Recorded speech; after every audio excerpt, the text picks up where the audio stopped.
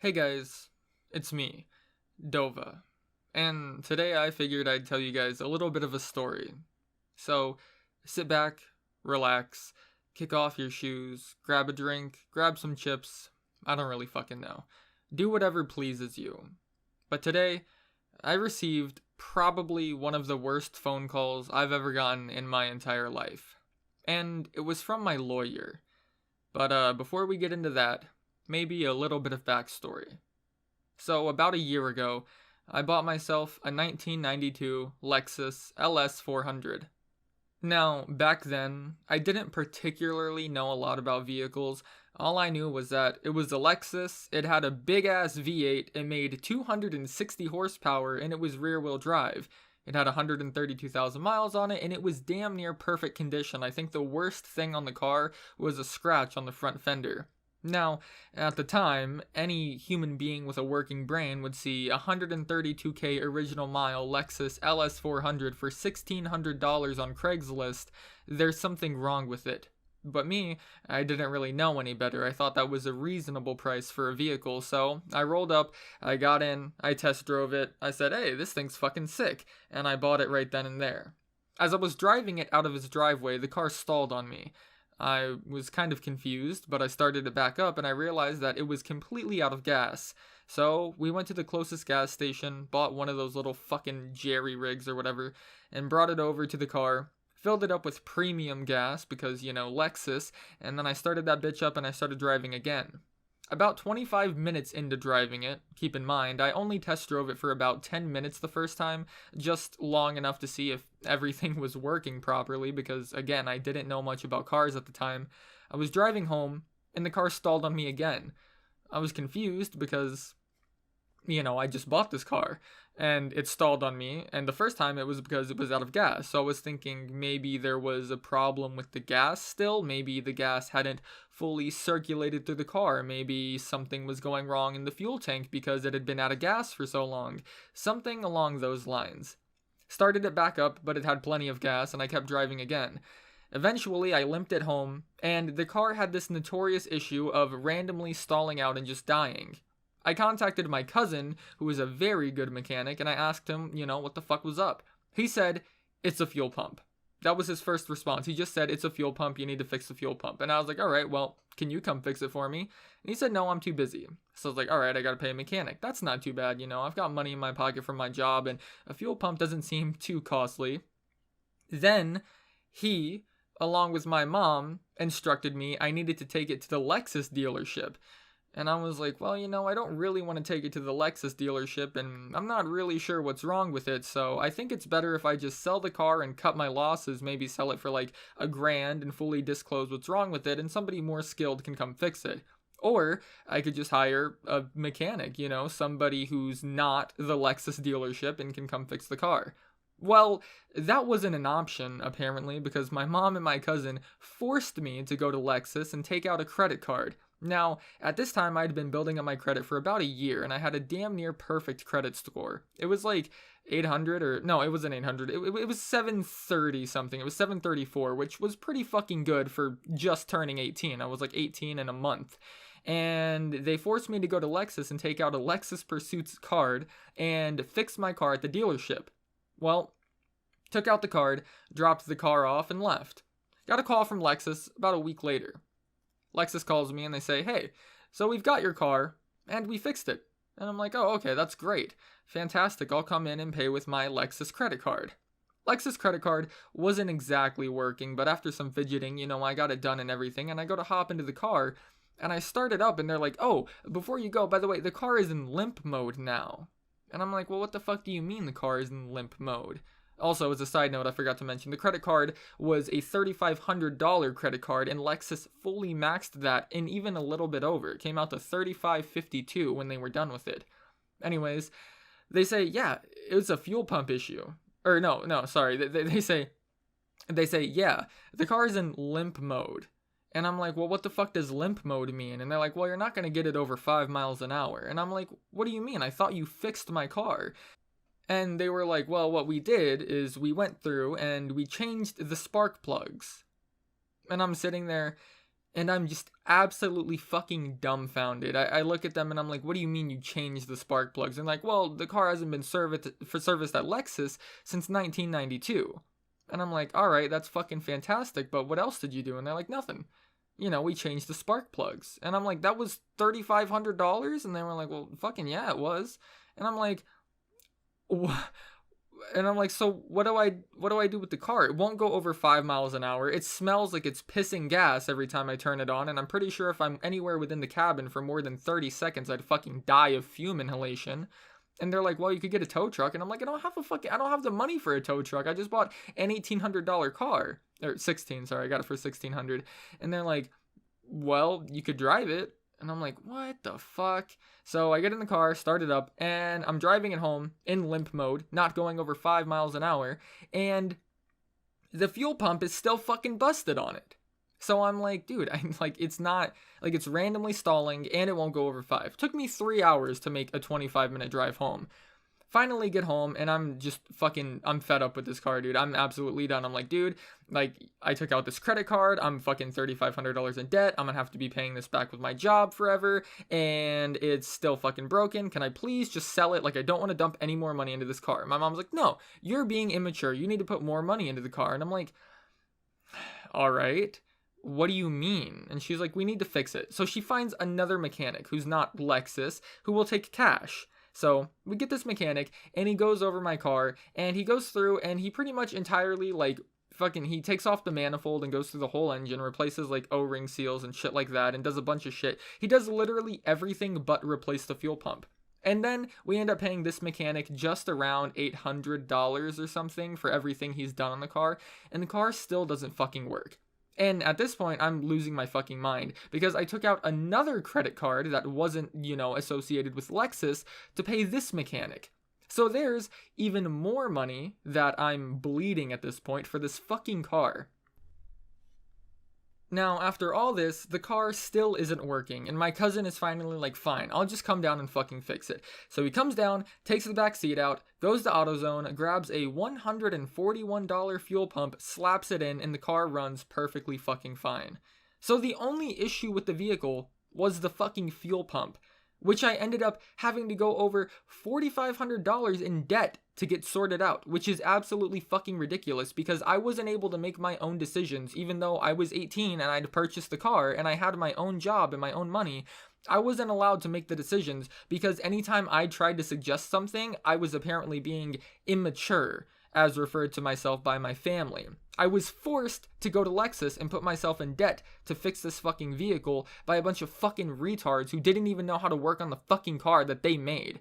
Anyways, so that got sorted out, and I've now had a $1,600 car that I've put about $4,500 or so into, and it's running perfectly fine, and I'm ecstatic. I finally get my car. It's luxurious. I love it. It's so stylish. Creme de la fucking creme.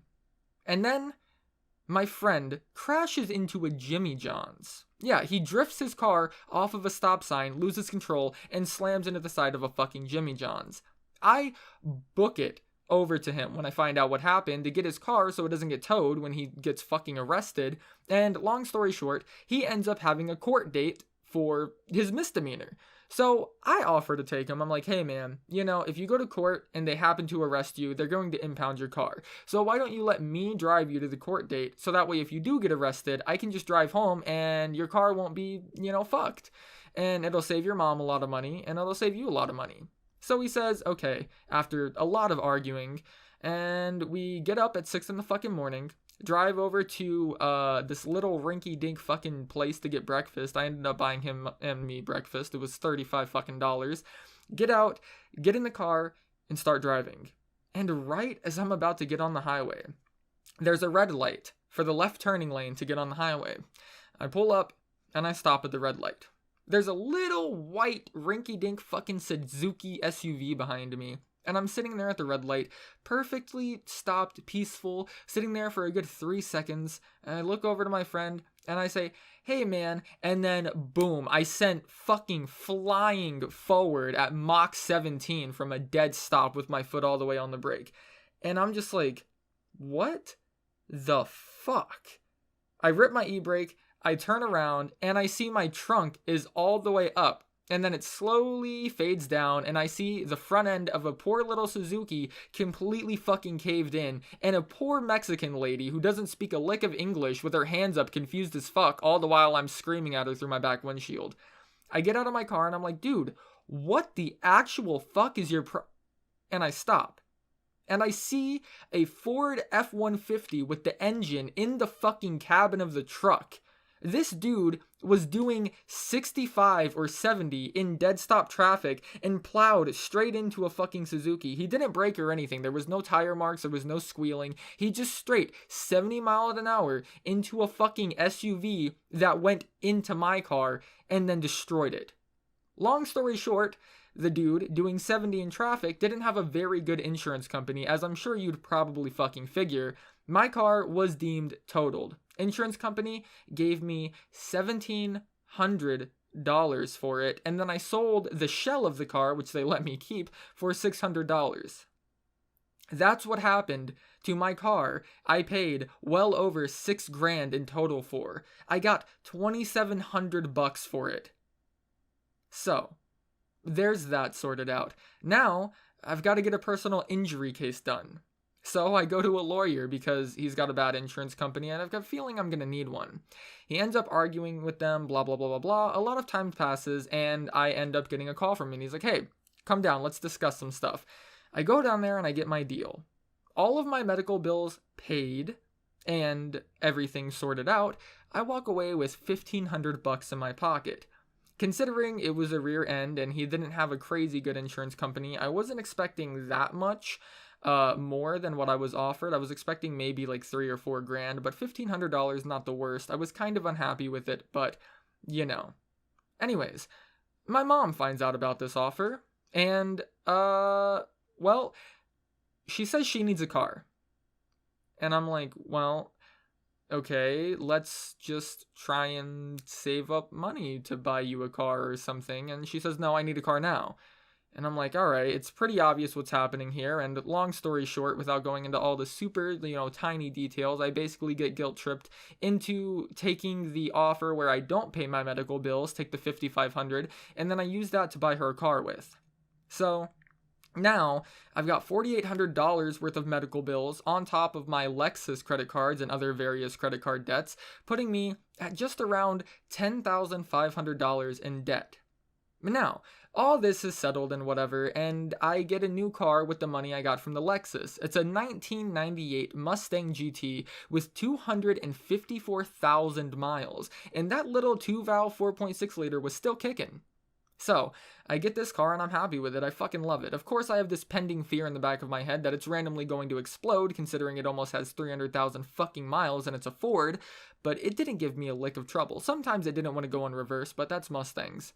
Anyways, I'm driving to the movies one day with my girlfriend. We had just left a little convenience store to illegally sneak in candy, and I pull up to the right lane to go forward, and it's a green light. I shift out of first into second, and, I'm accelerating. I'm not fucking, redlining it because it's got 250,000 miles. I'm accelerating relatively slowly, and then I shift into third.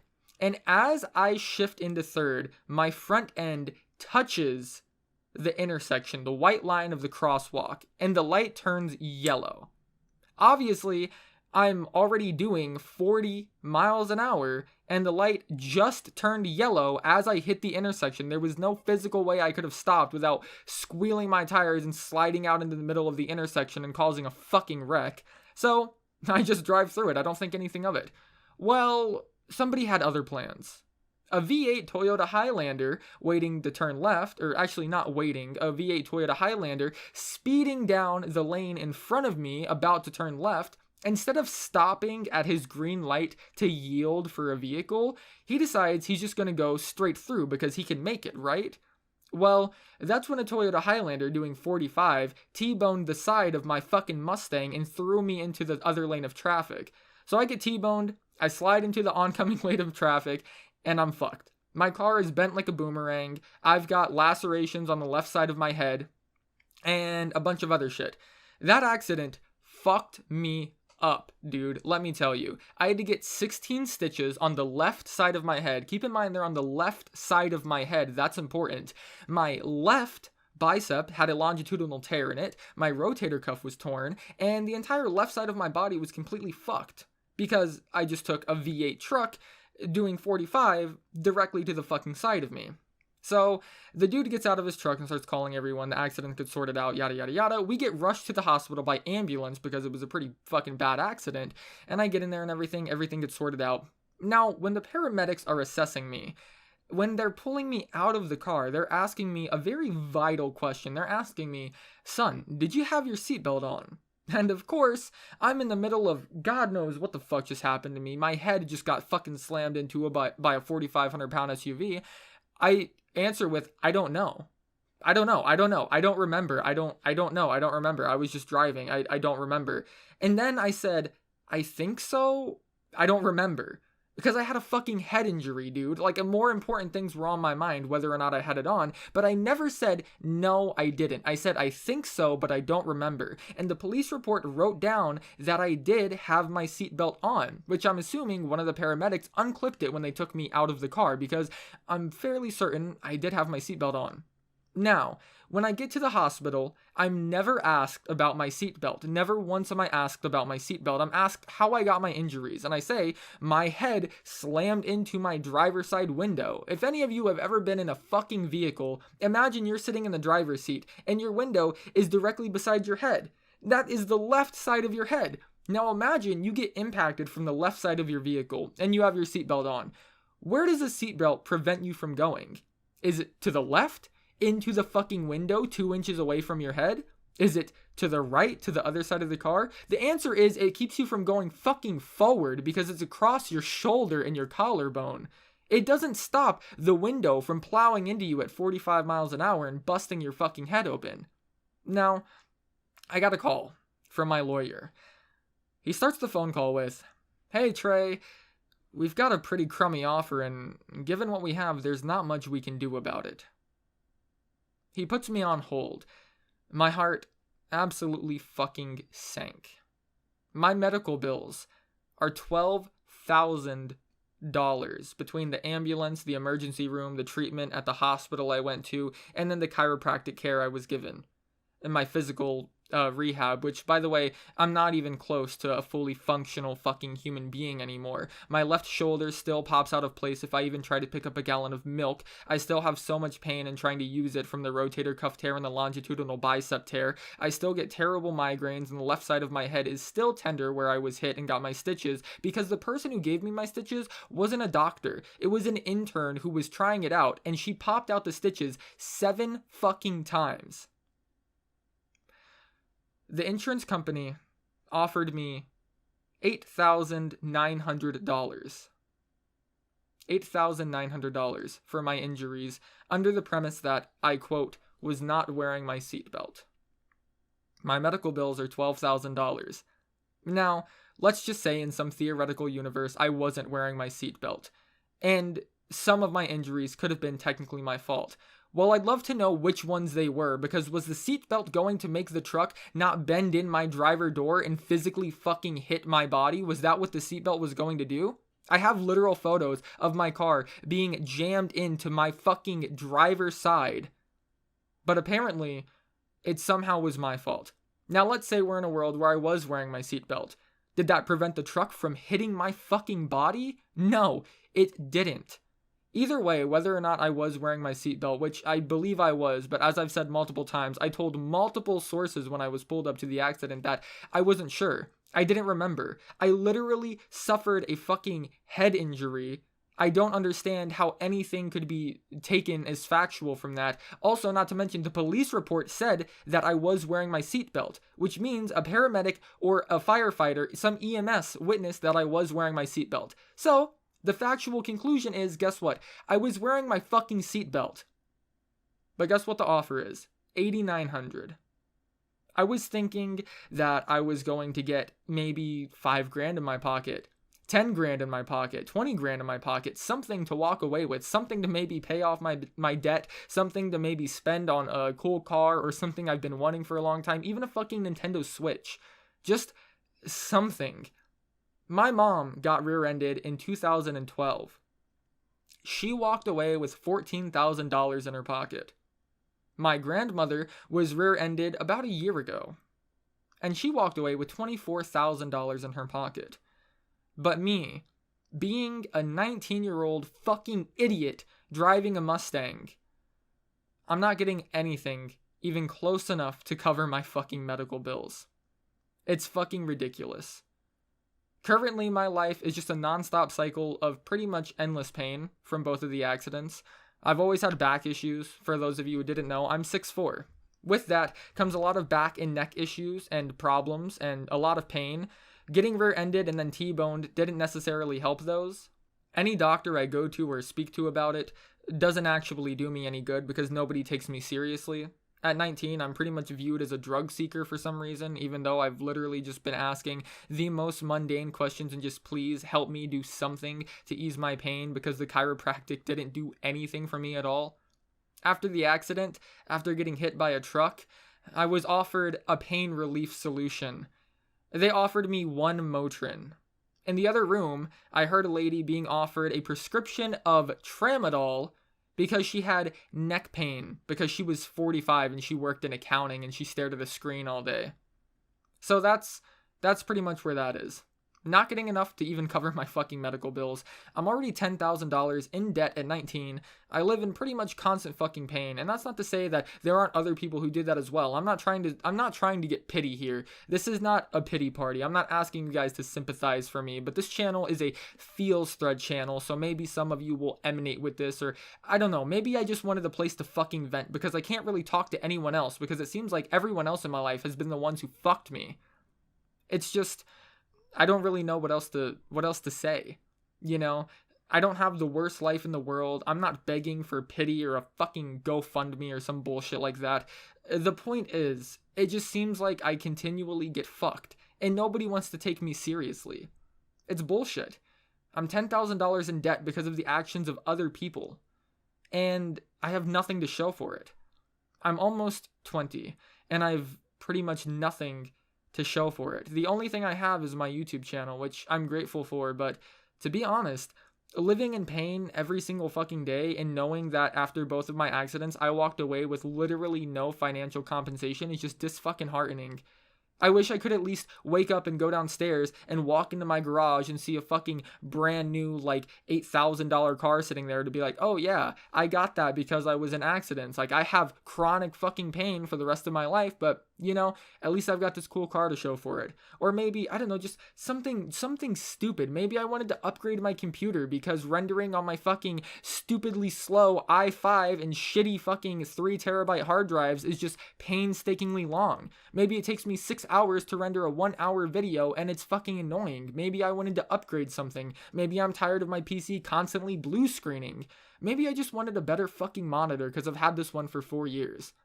Maybe I just wanted something for the mistakes of other people causing me grief and bullshit that I've had to deal with. But in the end, it seems like everyone gets to do whatever they want, and it doesn't matter if it fucks me over. Because at the end of the day, I've got no say over it, and I get nothing from it. Thanks for watching, guys.